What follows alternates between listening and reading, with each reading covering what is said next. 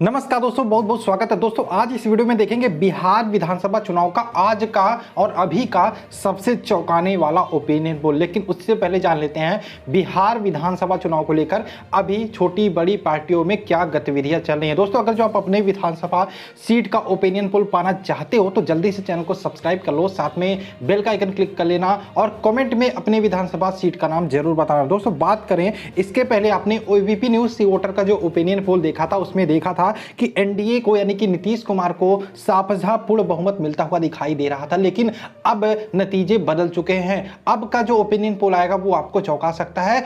NDA को जो पहले कहा जा रहा था कि पूर्ण बहुमत से फिर से नीतीश कुमार सरकार बना सकती है, लेकिन अब चीजें बदल रही हैं। इससे पहले बात करें यहां पे आरजेडी ने अब तक अपने 17 सीटिंग विधायकों को टिकट नहीं दिया। इसमें से उन विधायकों के टिकट कटे हैं जिनकी सीटें महागठबंधन में वाम दलों को दे दी गई तथा शेष 11 जो है विधायक हैं उनको सीट जिताऊ प्रत्याशी न मानकर उनकी जगह दूसरे प्रत्याशियों को इस बार टिकट दे दिया गया है। तो ये बड़ी खबर हो सकती है। और जो छोटी मोटी पार्टियां हैं वो उन प्रत्याशियों को टिकट दे रही हैं जो कहीं ना कहीं जिनको टिकट ना मिला और जो कहीं ना कहीं बड़ी पार्टियों से नाराज चल रहे हैं। उसी में से एक है एलजेपी की बात करें जो बीजेपी और एनडीए कह सकते हैं बीजेपी और एनडीए जेडीयू के साथ चुनाव लड़ती थी, यानी कि एनडीए में शामिल थी, उन्होंने गठबंधन तोड़ लिया। हालांकि एलजेपी का साफ साफ कहना कि वो बीजेपी के खिलाफ उम्मीदवार नहीं उतारेगी, यानी कि जहां जहां बीजेपी के विधायक चुनाव लड़ेंगे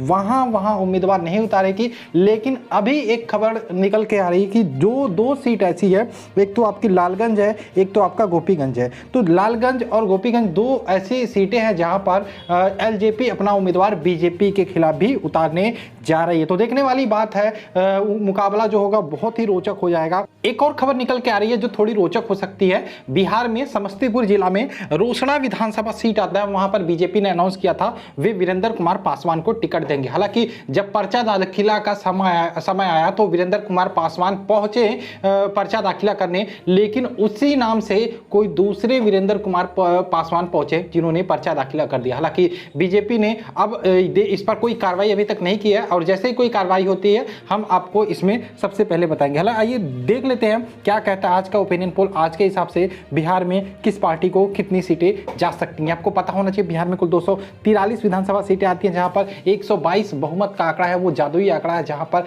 सब लोग पहुंचना चाहते हैं। तो चलिए बात कर लेते हैं। सबसे पहले हम महागठबंधन के बारे में देख लेते हैं। महागठबंधन के खाते में दोस्तों 110 से 112 सीटें जाती हुई दिखाई दे रही हैं। अभी की बात करें महागठबंधन के खाते में 110 से 112 सीटें, यानी कि बात करें 10 से 12 सीटें कम रह जाती है बहुमत के आंकड़े से। वहीं एनडीए की बात करें, एनडीए यानी कि बीजेपी और जेडीयू के सहयोगी दल जो हैं उनके खाते में 100 से 105 सीटें जाती हुई दिखाई दे, यानी कि बहुमत से दूर हैं और महागठबंधन से कम सीटें इनको मिलती हुई नजर आ रही हैं। वहीं अदर्स के खाते में भी 15 से 20 सीटें और कहा जा रहा है कि एलजेपी भी अब यहाँ पे मुकाबले में आ गई है और वो 10 से 12 सीटें अपनी निकाल सकती है। अगर जो एलजेपी 10 से 12 सीटें निकालती है तो यहाँ पे कहीं ना कहीं एनडीए के लिए किस प्रकार से चिराग पासवान यानी कि एलजेपी पार्टी को फिर से एनडीए में लेकर आए। हालांकि एक और सर्वे निकल के आया है जिसमें ये साफ साफ कहा जा रहा है कि बिहार में नीतीश कुमार फिर से वापसी कर सकते हैं और बिहार में जेडीयू और बीजेपी गठबंधन की सरकार बन सकती है, क्योंकि उस सर्वे में कहा गया कि कुछ भी फैसले हो चुनाव के, बिहार में